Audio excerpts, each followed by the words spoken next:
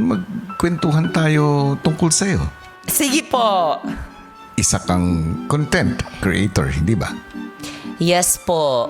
Paano ka nga ba napasok sa ganyang trabaho? Nag-start po ako, kuya, nung pandemic. I-up po kasi na parang magsuscroll ka ng mga reels, mga videos. Nung gumawa po ako ng mga skit ng about classroom, ganyan. Yung background ko, wala pang green screen. Yung puting background ko pa lang po sa kwarto namin that time. Ginagawa kong wig po is yung mga ginamit ko na ng mga damit, ganyan. Paano mo naisip yun? May nag-chat sa group chat namin dati nung sa section po namin nung pandemic na miss na daw nila makipag-awayan sa kabilang section.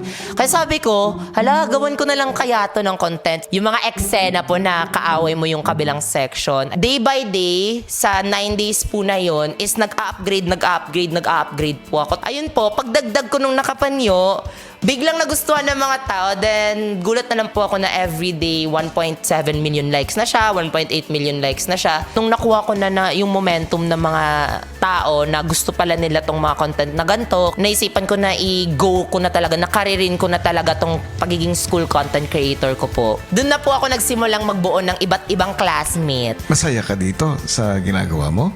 Sobra po, kuya. Kasi pasuko na po talaga sana ako sa ginagawa ko. Tapos may nag-message po sa akin na ako po yung naging dahilan kung bakit na nasalba ko raw po yung buhay niya. Nakita niya lang daw po randomly yung video ko. Tapos since then, pinapanood niya na yung lives ko na nagwiwig ako, ganyan. Doon ko po na-realize na kahit patawa lang po pala ako, may natutulungan po akong ibang tao. Sobrang laki pong naitulong niya sa buhay ko. Financial, career. Grabe, binago niya yung buhay ko. At binago niya po yung buhay ng pamilya ko. Interesado akong mas lalong makilala yung 9 characters mo. Hala! Kuya naman, ipapatask mo ba yan? At kasabay nito, gusto ko rin mas makilala sila ng mga housemates mo. Nakakahiya! Kuya, nakakahiya! Ganito ang task mo. Sa tuwing makakarinig ka ng isang school bell, ay pupunta ka sa task room upang maging isang character mo. Kinakailangan maging in character ka the whole time. Sige po, kuya. Hanggang sa muling pagtunog ng classroom bell. Sige po.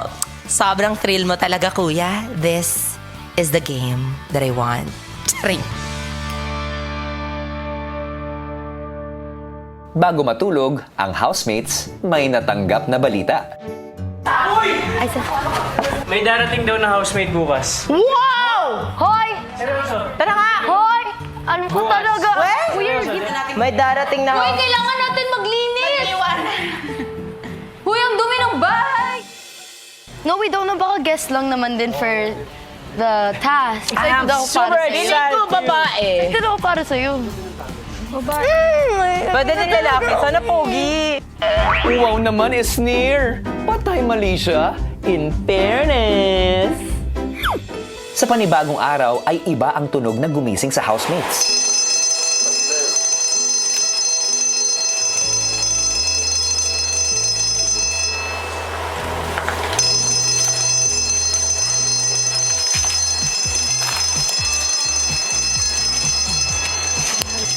Baka pagbubuksan natin.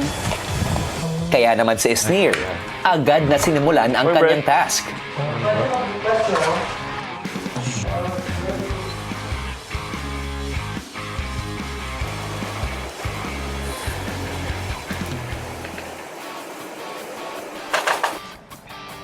Laban.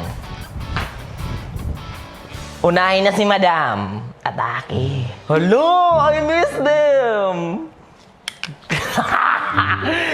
Yung mga housemates, sobrang excited pa sila.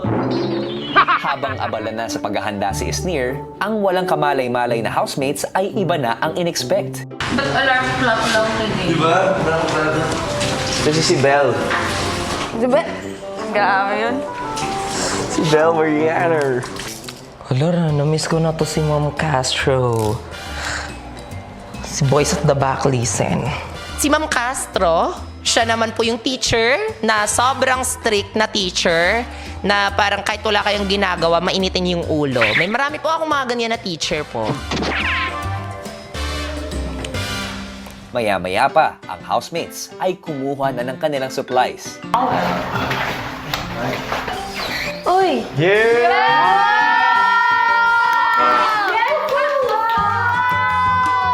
What is the flower?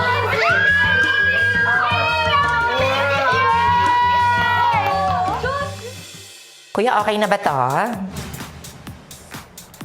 Ma'am Castro, walang ligo version. Bakla, ito talaga yung literal na walang ligo, walang toothbrush version.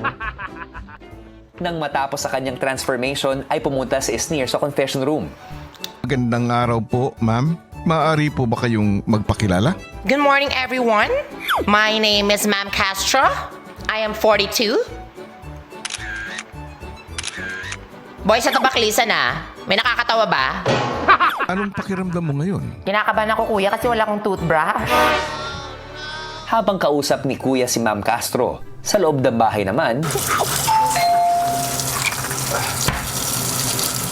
Guys, Parating na, parating maganda, paparating na. Pwede na maligo? Mag-ready na, mag-ready na. Paparating na ang bagong housemate, mag-ready na daw. Parating na. Pag yan si Belle, tingnan natin. Ah, ang dami pang kalat. Oh my God. Isa pa to.